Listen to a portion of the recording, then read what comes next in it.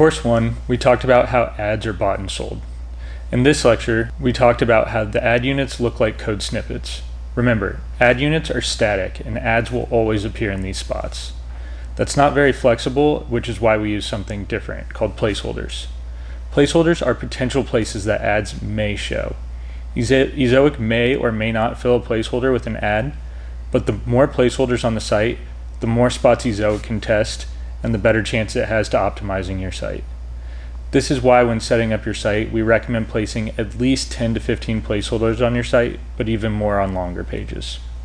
Ezoic's Chrome extension allows you to choose placeholders and choose sizes of ads on your site without ever needing to replace the actual code on your site.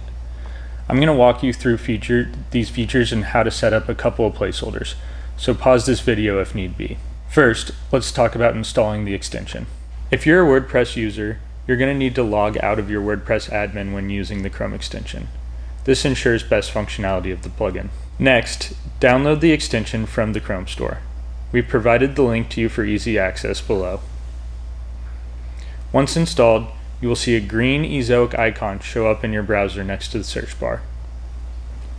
Now, navigate to a page on your site that you want to show ads and click the Ezoic icon and hit Activate Placeholders. Since I already have ads on this site, you'll see that the placeholders appear. Since you have no existing placeholders, you shouldn't see anything pop up. Now, I'm going to walk you through the features and settings in the Chrome extension and show you how to set up a placeholder. With the extension open, I'm going to click Create and keep placeholder sizes as automatically detect because it'll allow our system to gauge the largest and smallest available sizes for that spot and optimize for that location. Click Select Location. Now, I'm going to hover over potential ad locations on my page where I want to have Ezoic test an advertisement. You will see the area highlight in blue. Now I'm going to select here and you'll see a gray box appear. You can see that I can choose if I want the ad at the beginning or the end of the element. Now that I've defined my location, I'm going to click Insert here and you'll see the settings pop up. In the settings page, you can see that device and adaptive sizing are already on. And when I select page position, you can see that certain sizes are already checked off. Again, when we select Auto Detect, our system automatically turns on settings to optimize each location, so we recommend leaving the default settings as they are. The Page tab lets you choose what type of pages that placeholder will show on.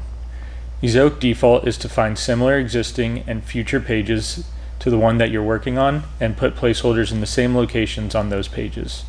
This saves you a lot of time by not having to put individual placeholders on every page of your site.